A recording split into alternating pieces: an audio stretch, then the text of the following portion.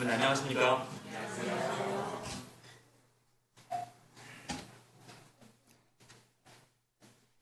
그러나 찬양 감사합니다. 우리에게 주시는 하나님의 말씀입니다. 에스더, 구약성경 에스더 1장 11절부터 12절까지 있는 말씀을 좀 같이 읽으시겠습니다. 구약성경 에스더 1장 11절 12절에 있는 말씀을 같이 읽으시겠습니다. 11절 왕후 시작. 왕후 에스더 바스디를 청하여 왕후의 면류관을 정제하고 왕의 앞으로 나아오게 하여 그 아리따움을 뭇 백성과 방백들에게 보이게 하라. 이는 왕후의 용모가 거기에 주도니라. 그러나 왕후 바스디가 왕명을 쫓아오기를 싫어하니 왕이 진노하여 중심이 붉은 듯하라. 아멘.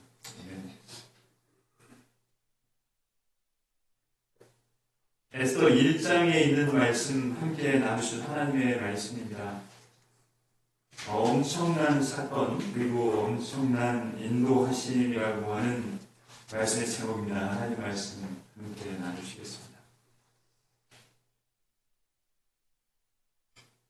그리고 오래전에 미국 부시 행정부 때 국무장관을 지내셨던 이 최초의 흑인 국무장관이셨는데요. 이 콜린 파월이라고 하는 분이 있었습니다. 이분은 자서전을 통해서 본인이 했던 일들에 대해서 우리가 좀 알게 됐는데, 그 중에서 이분이 이제 국가의 공복으로 살면서 오랜 시간 동안 나름대로 생활 신조를 가지게 됐습니다. 여기서 참 의미 있는 것들이 있는데, 그래서 제가 좀 여기 좀 적어왔어요. 이분이 어떤 생활 신조를 갖고 좀 살았느냐 하면, 우선 첫 번째는 좋지 않은 일이 생기더라도 생각만큼 나쁘지 않다는 거예요. 그래서 또 뭐라고 덧붙였느냐 하면, 아침이 되면 더 좋아질 거다 그랬어요. 그 밑에 제가 영어도 좀 적었지만, 우리가 생각하는 것만큼 그렇게 좋지 않지 않다는 거예요. 이렇게 또 새날이 되면 이게 견딜만 한데 괜찮네. 우리가 생각하는 것만큼 그렇게 힘든 상황이 아니라고 하는 사실을 알고 살았다는 것입니다. 의미가 있습니다. 그 다음에 이제 이분이 어떤 또 이야기를 했느냐면, 화나는 일이 있으면 어떻게 하고 있어요? 화를 일단 내요. 화를 일단 내고, 이게 그 다음이 중요합니다. 그런 다음 어떻게 하라고 했어요? 이게 이겨내라고 했어요. 이겨낼 수 없으면 뭐 하는 얘기예요? 화내면 별로 이게 좋은 거 아니다. 뭐 이런 이야기로도 또 해석이 되지 않을까 싶어요. 세 번째는 자신의 주장에 너무 가까이 자신을 밀착시켜서 주장이 무너질 때 자신도 함께 무너지는 일이 없도록 해라. 이런 이야기를 했고요. 그다음에 네 번째는 하면 된다라고 하는 생각을 가지고 했습니다. 그럼 다섯 번째는 선택은 신중히 하라. 일단 선택한 것은 얻을 수 있다고 했습니다. 그래서 여섯 번째는요, 좋은 결정을 내리는데 불리한 사실들이 방해를 하지 않도록 해라. 뭐 이런 또 여섯 번째 생활 지침을 가졌고요. 그다음에 이제 일곱 번째는 다른 사람의 선택을 대신해 줄 수 없듯이 다른 사람이 당신 대신 선택하게 해서는 안 된다. 결국 결정하고 판단하고 선택하는 것은 나의 몫이라고 하는 사실을 이야기합니다. 그럼 여덟 번째를 보니까, 여덟 번째는 의미 있습니다. 사소한 일을 점검하라 그랬어요. 사소한 일을 사람들은 보통 넘길 수가 있는데, 사소한 일을 잘 점검하는 것이 중요하다라고 하는 이야기를 했고요. 그 다음에 아홉 번째는 공적을 나누어라. 잘한 것이 있으면 이건 제가 100% 잘해서 이렇게 된 것이다 라고 하지 말라고 하는 것입니다. 공적을 나누고요. 열 번째는 침착하고 친절하라. 이분이 그 생활 신조였습니다. 늘 침착하고 친절한 사람이면 좋겠다. 근데 11번째는 비전을 가지십시오 그랬고요. 이 비전을 스스로에게 요구를 하라 그랬습니다. 12번째입니다. 12번째는 두려움을 갖거나 반대자들과 너무 상해하지 말라. 두려움을 갖거나 두려워하지 말라고 하는 것입니다. 늘 어느 곳에 가든지 나하고 생각이 딱 맞는 사람들만 있지 않다고 하는 것입니다. 근데 이제 13번째 마지막은 지속적인 낙천주의로 임하라. 낙천주의가 당신의 힘을 증가시킨다. 좀 긍정적인 사고를 하면서 살면 좋겠다라고 하는 이야기겠지요. 이 중에서 주목해 해보고 싶은 것은 아까 제가 우리 제일 첫 번째 좀 말씀을 나누신 것처럼 첫째 좋지 않은 일이 생기더라도 그 생각만큼 나쁘지 않다고 하는 거예요. 그래서 이것은 여러분 무슨 말로도 또 이해를 할 수 있느냐 하면 제발 우리를 둘러싸고 있는 상황과 현상에 압도되지 말라고 하는 거예요.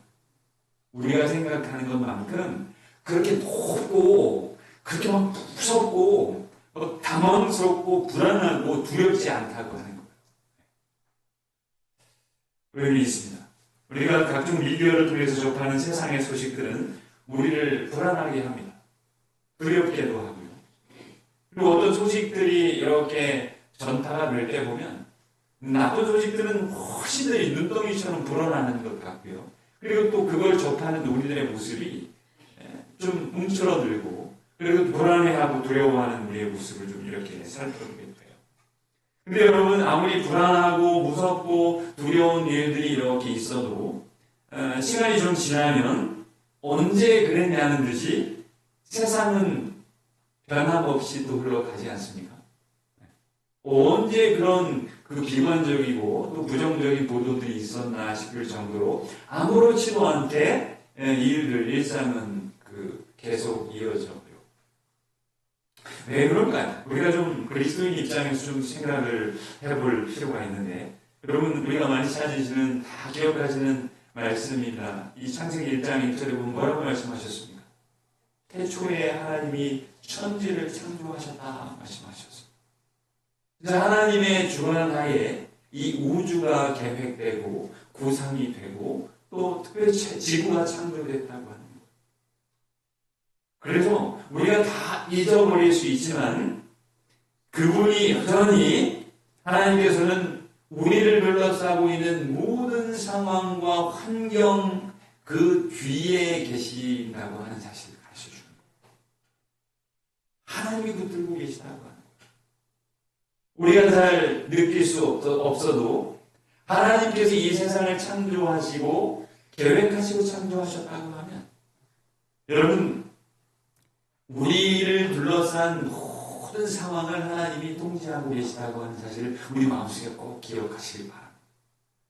우리 그리스도인으로서 꼭 지니고 살아야 되는 그 생각이에요.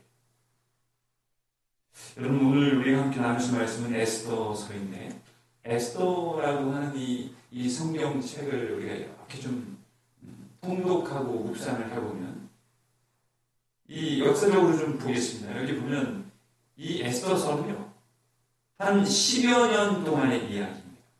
그래서 기원전 483년부터 시작해서 474년까지의 이야기인데 여기는 그 크셀크스라고 불리웠던 아수에로 왕이 등장을 하고요. 그리고 이 왕비, 1장에 등장하는 와스티라고 하는 왕비도 나오고요. 그리고 또 이 나중에 왕비가 되는 이 에스더서의 주인공이라고 할 수 있는 에스더도 나오고요. 그리고 또 그 삼촌의 딸이니까 모르드게라고 하는 사촌 오빠가 나옵니다. 그래서 이제 그렇게 이제 진행이 되는데 지금은 기원전 483년이라고 동시대를 살았던 헤로도투스라고 하는 역사가가 이야기를 했어요. 오늘 1장의 배경은 기원전 483년입니다. 그런데 이 페르시아의 역사를 보면 기원전 479년에 그리스와 싸움이 있었어요. 큰 이 살라미스라고 하는 이 전투가 있었는데 이 1장의 배경과 좀 연결이 될 수 있어요. 이 싸움에서 페르시아는 그리스와의 이 싸움에서 참패를 합니다. 그리고 그런 그 배경을 갖고 있는데 여기 1장에 보면 이제 새로운 왕후를 선택하게 되지요. 오늘 우리 11절과 12절에 있는 말씀을 딱 우리가 읽어보신 것처럼 와스티라고 하는 왕후를 이 왕이 불렀습니다. 그런데 오지 않았어요. 그래서 여러 신료들이 제안을 했습니다. 이것은 아주 좋지 못한 사례를 남긴 것입니다. 우리 제국의 문제가 될 수 있습니다. 그래서 폐위가 되고요. 에스더를 이제 다시 왕비로 간택하는 내용들이 나오는데 우리가 아시는 것처럼 그런 내용이 에스더서의 내용입니다. 그런데 제가 우리가 꼭 잊지 말고 기억해야 될 것이 있다고 하면 에스더서에는요. 하나님이라고 하는 하나님의 이름이 나오지 않습니다. 그 대신 하나님 대신 이방의 왕 이름 아수에로라고 하는 왕과 이방의 왕들의 이름이 28번이나 등장을 한다. 그래서 우리가 좀 기억해야 될 것이 있어. 하나님의 이름이 한 번도 나오지 않지만 여러분 하나님의 이름이 나오지 않는다고 해서 에스더서에서 에스더가 왕비가 되는 과정과 그리고 또 유대인들이 그 위기를 극복하고 살아나는 그런 과정 속에서 하나님께서 역사하지 않으셨다. 이렇게 말할 수 없어요. 하나님의 이름이 나오지 않지만 하나님께서는 분명히 에스더서의 그 10여 년의 역사 가운데 함께 계셨어요. 우리 삶에도 마찬가지일 것입니다. 그분이 우리 삶에 계시는 것 같지 않아도 우리를 여전히 인도하시고 이끄시고 계시다고 하는 사실을 꼭 기억하십시오. 이렇게 보니까 표면적으로 보면요. 이방의 왕의 이름이 28번이나 등장을 했다고 하는 것으로 우리가 알 수 있는 것은 세상의 어떤 세력이 우리 그리스도인 삶조차도 압도하고 그 세상의 권위로 우리를 이렇게 휘몰아가는 것처럼 느낄 수 있어요. 그렇지만 결국 하나님께서 그 뒤에 계시고 하나님의 역사를 주관해 가신다고 하는 사실을 우리가 꼭 기억해야 된다고 합니다. 로마서 8장 28절입니다. 같이 읽어보실까요? 시작. 우리가 알거니와 하나님을 사랑하는 자 곧 그 뜻대로 부르심을 입은 자들에게는 모든 것이 합력하여 선을 이루느니라. 우리가 분명히 아는 것은 우리가 하나님을 사랑한다고 하면 그리고 하나님에 의해서 부르심을 받았다고 하면 모든 것이 결국 선하게 인도함 받는다고 하는 사실을 깨닫게 될 거다. 여러분 우리에게 위로가 필요할 때 이 로마서 8장 28절은 큰 위로가 되는 말씀이에요. 결국 잘 된다는 거예요. 결국 선하게 인도해 주신다고 하는 것입니다. 여러분 에펠이라고 하는 그 성경학자가 여러 주석서를 기록을 했는데 특별히 에스더서에 대해서 이렇게 이야기했어요. 에스더서는 하나님의 이름은 없지만 하나님의 손길이 여기에 있다. 그랬어요. 하나님의 이름을 찾아볼 수 없어요. 하나님이 도대체 어디 계시는 거지? 이렇게 우리가 찾고 찾아볼 수 있지만 하나님이 계시지 않지만 하나님은 하나님의 손길은 에스더서에 스며 있다고 합니다. 여러분 하나님의 이름이 있든지 없든지 눈에 보이든지 눈에 보이지 않든지 하나님은 당신의 백성을 지키시고 계심을 꼭 기억하십시오. 우리가 하나님의 백성이에요. 네. 이 에스더서는요 이런 구조를 좀 가지고 있어요. 1장은 그 아름다웠던 왕비 이 와스티가 폐위되는 이야기가 나옵니다. 그리고 이제 2장에는 왕비가 되었어요. 에스더가 와스티를 대신해서. 그리고 3, 4장에 유대인이 하만이라고 하는 그 신하에 의해서 큰 위기 가운데 놓이게 되죠. 그래서 이제 그걸 극복하고 이 유대인들이 살아나게 됩니다. 5장에 보면 에스더의 결심과 지혜가 기록이 되어 있습니다. 그리고 6장부터 10장에 있는 말씀을 보면 유대인의 승리와 부임절이 이제 정해지는 이야기가 쭉 기록이 되어 있어요. 오늘 본문에 있는 말씀, 에스더서 1장에 있는 말씀을 보면요. 이 주요 내용이 이것입니다. 어떻게 되어 있어요? 교만한 왕비 와스티. 11절과 12절에 있는 말씀을 보니까 왕이 불러도 오지 않았으니까 교만한 왕비로 우리가 좀 생각해 볼 수 있어요. 이 교만했던, 표면적으로 교만했던 왕비 와스디에 관한 이야기. 이 두 번째는 왕이 세운 무서운 법령이 이 1장에 이제 이렇게 기록이 되어 있어요. 조금 후에 살펴보겠지만 이후로는 폐위가 되고 난 이후에는 왕이 부를 때 오지 않으면 이제 죽음을 당하게 되는 그런 법령이 세워지게 돼요. 여러분, 1장에 우리가 주요 사건들을 이렇게 좀 살펴보면서 우리가 세 가지 장면을 좀 주목해서 보기를 원합니다. 그 장면 세 가지를 보면서 그 주요 사건을 통해서 여전히 하나님이 이스라엘 백성들을 그리고 또 인생들을 인도하고 계시다고 하는 사실을 우리가 좀 살펴보기를 원해요. 우리 삶에서 여러분, 내가 정말로 느낄 수 없지만 여전히 하나님이 나를 인도하고 계시다고 하는 확신을 갖게 된다면 우리가 여러분 얼마나 감사하면서 또 마음속의 평안을 누리면서 하나님에 대한 확신을 갖고 살 수 있겠습니까? 우리가 하나님에 대한 확신을 갖고 사는 것만큼 그것만큼 큰 우리의 재산은 없어요. 우리 그리스도의 재산이라고 하는 것은 우리 마음속에 하나님이 계신다. 나를 인도하고 계셔 결국 선하게 인도하실 것이야 라고 하는 믿음으로 사는 것 아니겠습니까? 우선 첫 번째 장면을 좀 살펴보기 원하는데 여러분, 이 예수 1장에 보면요, 큰 사건이 어떤 사건이었느냐면 이 제국 페르시아의 잔치가 이제 벌어졌어요. 근데 이 잔치가 어마어마했습니다. 이 아하수에로 왕이요, 잔치를 베풀었는데 여기 4절과 5절에 있는 말씀을 보니까 며칠 동안 그렇게 돼요. 180일 동안 6개월 동안 잔치를 베푼 거예요. 그래서 여러분, 그 페르시아 제국은요, 이 동해에서 서로 큰 대제국이었어요.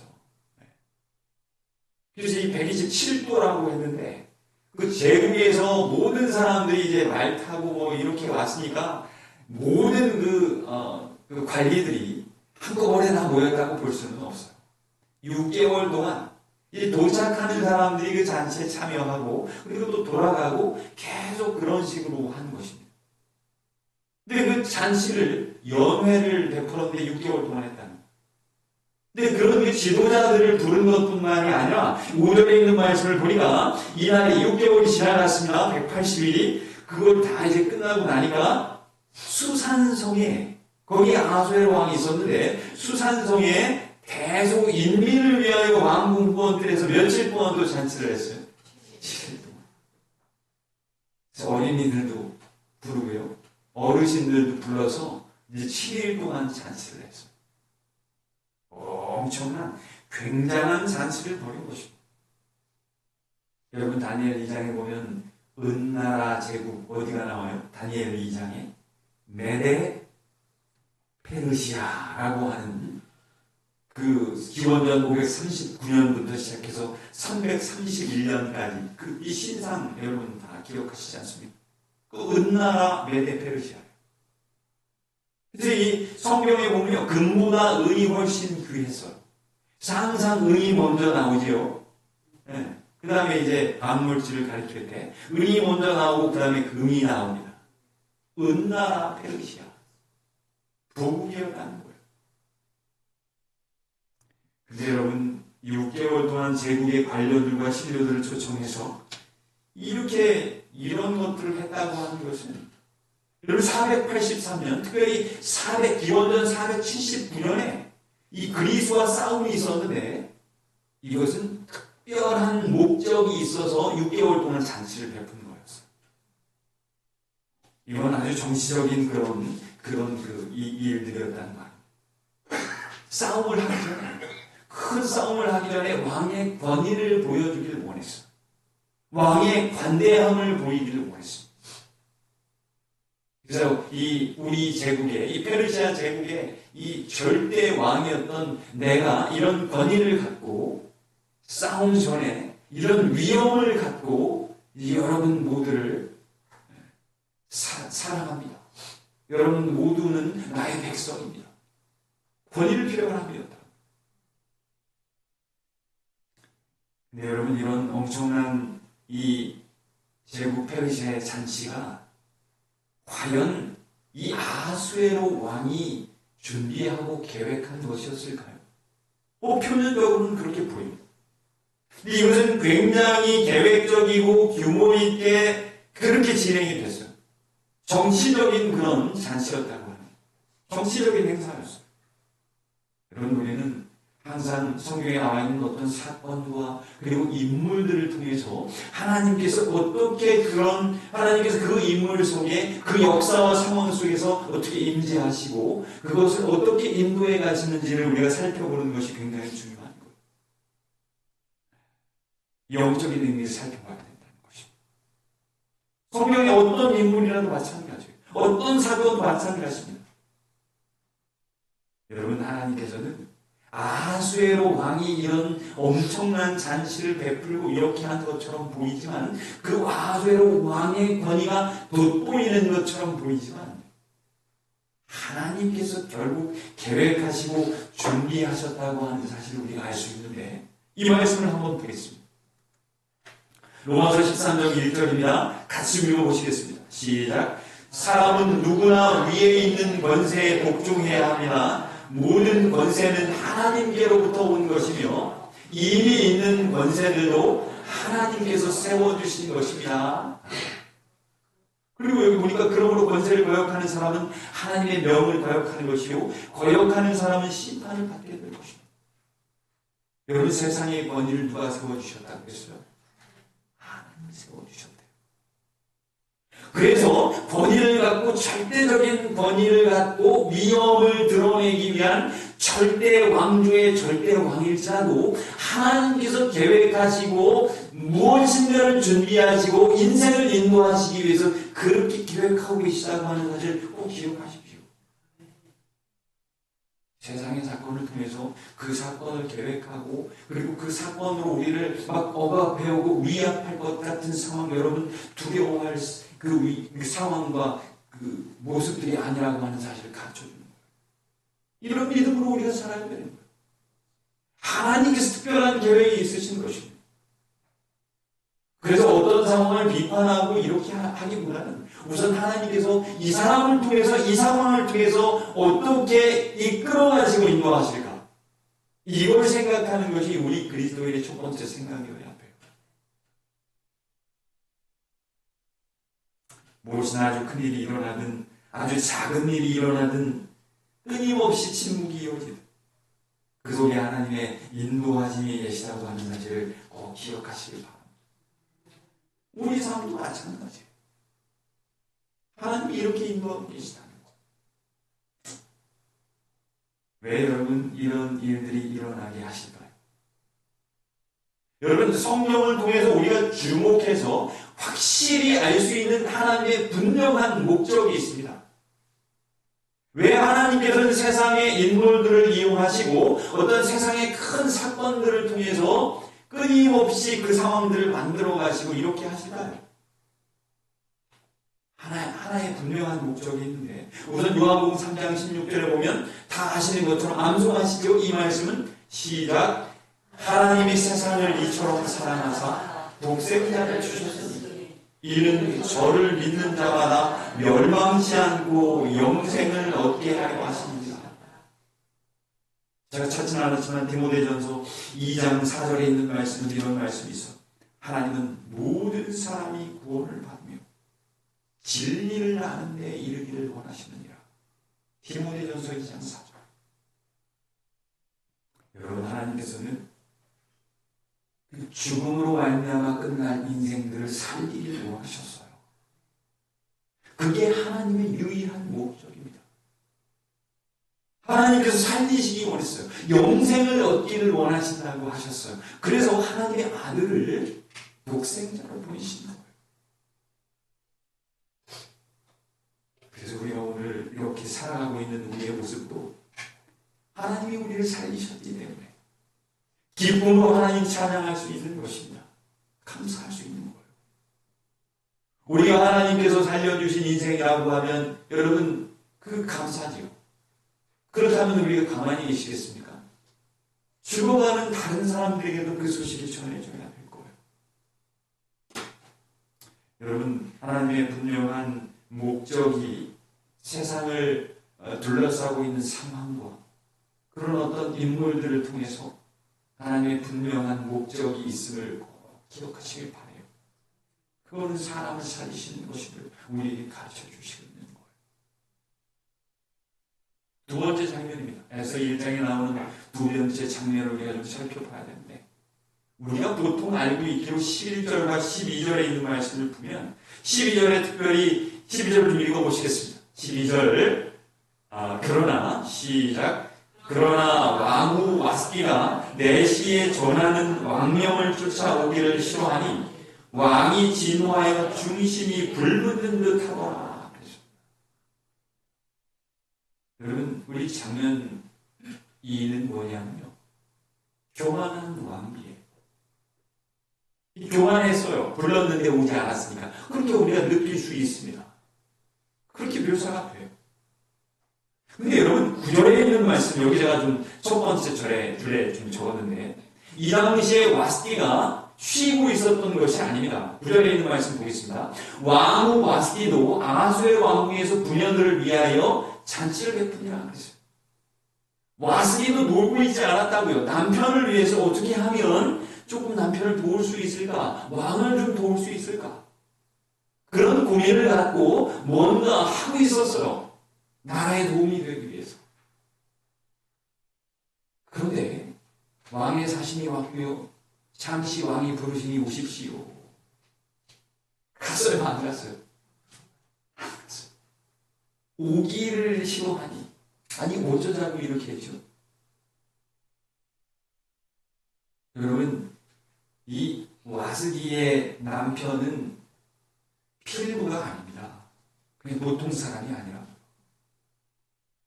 제국의 황제였어요. 황제가 부르는데 가지 않는다고요? 그리고 좀 이 사람이 놀고 있었던 게 아니었다고요. 뭔가 제국을 위해서 본인도 열심히 무엇인가를 하고 있었어요. 여러분, 이 상황은 아니면 이 와스티 왕비가 좀 마음이 불편했을까요? 당신이 원한다고 내가 아무 때나 가는 사람인 줄 아느냐? 내가 이렇게 호락호락한 줄 아느냐? 이건 여러분 필부일 때 가능한 이야기입니다. 기분이 나빠도 갔어야 했어. 황제가 불렀습니까? 제가 이 재림요 주석을 좀 찾았습니다.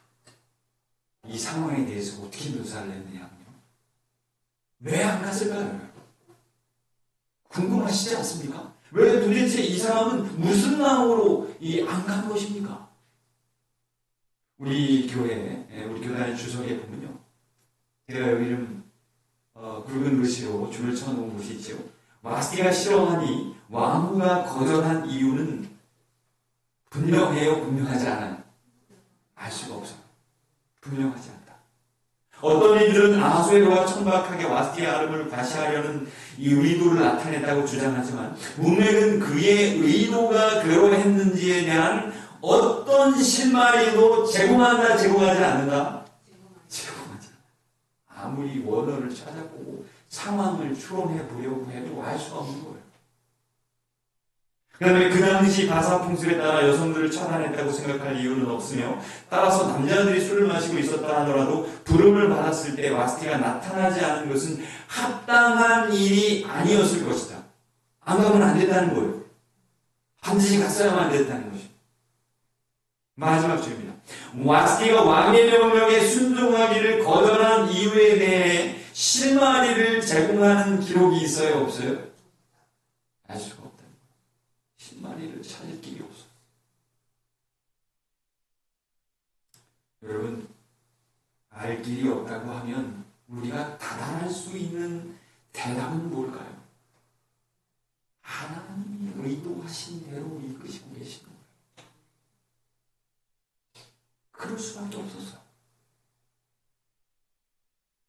아니 내가 왜 이런 바보 같은 이렇게 생각했을지도 모릅니다. 그 상황이 끝나고 난 뒤에 와스티가 어쩌자고 내가 이런 행동을 했지. 하나님이 그렇게 하신 거예요. 여러분, 하나님은 세상의 어떤 사람이나 상황, 사건들을 통해 우리를 이끄실 수 있는 분이에요. 그렇다면 우리의 기도가 여러분 좀 더 구체적이고 적극적이어야 되지 않겠습니까? 어떤 사람을 이용해서도, 어떤 상황을 이용해서도 하나님은 그분의 인도하심을 드러내실 수 있는 분이라고요. 그걸 경험해야 돼요. 우리 인생에서 그걸 경험할 때 우리 마음속에 확신이 점점 샘솟게 됩니다. 하나님에 대한 확신이 가득 차게 되면 여러분 우리 인생의 문제는 아무것도 아닙니다. 우리 인생의 문제가 크니까 하나님보다 염려하고 불안한 거 아니겠습니까? 하나님이 더 문제보다 크다고 하면 우리가 왜 염려하겠어요? 왜 불안하겠습니까? 우리의 믿음이 참 연약해요. 그래도 우리는 불안하고 두려워하고 염려하고 있습니까? 하나님이 여전히 내 염려보다 작으셔요. 그래서 불안한 거예요. 여러분, 우리가 하나님의 인도하심을 좀 생각해 볼 때 그걸 분별해야 되지 않습니까? 잊지 말아야 될 게 있어요. 우선 내가 기도했어요. 기도한 대로 하나님께서 인도해 주시고 계시다고 하면 감사합니다. 하나님 인도해 주시는 거예요. 내가 기도했으니까. 우리가 요청하는 것 아버지가 왜 들어주시지 않겠습니까? 인도하시고 계시는 거예요. 그것도 하나님의 인도하심이지만 반대로 내 생각과 너무 다르게 이상하게 인도되는 것도 하나님의 인도하심이 맞습니다. 달라도 너무 달라. 이해할 수가 없어. 여러분, 누가복음 5장 5절에 보면 많이 찾으신 말씀이잖아요. 같이 읽으실까요? 시몬이 시작. 시몬이 대답하였다. 선생님, 아무것도 찾지 못했습니다. 그러나 선생님의 말씀을 따라 그물을 내리겠습니다. 이 베드로하고 제자들이 가서 물고기 잡았는데 뭐라고 했어요? 여기 밑줄 근 부분에 보니까 아무것도 못 잡았대요. 아무것도 못 잡았다는 얘기예요. 이 사람들 직업은 어부였습니다. 어부가 어떻게 그 낚시도 아니고 그물을 던졌는데 한 마리도 못 잡아요. 말이 안 되지. 여러분, 제가 낚시를 잘 줄 모릅니다. 근데 이제 동해안 쪽에서 목회를 할 기회가 있었어요. 그런데 어느 분이 낚싯대를 빌려주셔가지고 가지고 방파제에서 던져봤습니다. 몇 번씩. 저도 잡아요. 저도. 눈먼 고기가 잡힌다고요. 눈먼 고기가 있어요.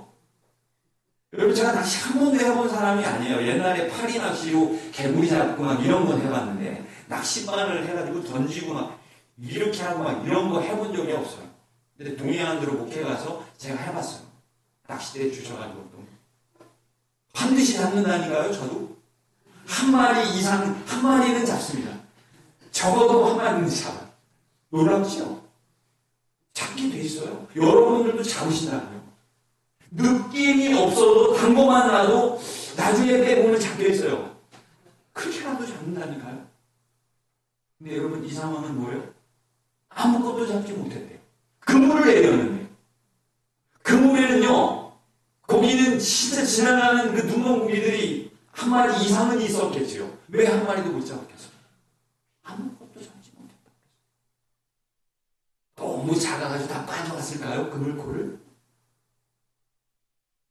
여러분, 그런데 결국 베드로와 그 제자들이 뭐 했어요? 물고기 잡았어요. 여러분, 하나님께서 우리가 기도한 대로 인도해 주신 것도 하나님의 인도하심이지만 너무 안 되고 너무 안 되는 상황이고 우리 마음속에 도대체 이럴 수가 있나? 이러한 상황이 계속되는 것도 하나님의 인도하심임을 꼭 기억하십시오. 어떻게 이럴 수가 있어? 아니, 도대체 이걸 내가 뭘 잘못했어? 이런 생각이 계속 드는 상황이 계속돼도 우리 주님을 잡고 있는 한 그건 하나님의 인도하심이에요.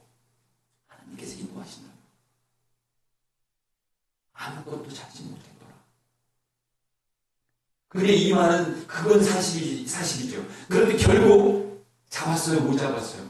잡았어요. 하나님이 계획하신 것이 있었다. 여러분, 하나님의 인도하심은 어느 순간 어떤 상황에서도 계시다고 하는 사실을 꼭 기억하십시오. 마지막입니다. 마지막 상황을 보면, 마지막에 보면 장면 세 번째인데 무서운 본령이에요. 같이 읽어보실까요? 1장 19절입니다. 왕이 시작. 왕이 만일에 선이 여기실진데 와스티로 다시는 왕 앞에 오지 못하게 하는 조서를 내리되 바사와 메대의 법률 중에 기록하여 변역함이 없게 하고 왕후의 위를 저보다 나은 사람에게 주소서. 그랬어요. 이제 이 왕후가 와스티가 본인 앞에 오지 않으니까 어떤 이런 사례가 있을 때 사례를 보기 위해서 왕이 주변의 법률가들과 그리고 또 높은 인사들에게 묻습니다. 이제 7사람인가요? 이제 어떻게 해야 되는지에 대해서 물었어요. 근데 그 사람 중에 한 사람이 뭐라고 그랬느냐면 이건 아주 좋지 못한 사례를 남기는 것입니다. 폐위시키십시오. 이게 왕후와 왕의 문제만이 아닙니다. 제국에 이 소문이 흘러들어가면 모든 그 가정에서 큰 문제가 있을 수 있습니다. 그러면서 이제 어떤 이야기가 생겼느냐 하면 무서운 법이 하나가 생겼어요.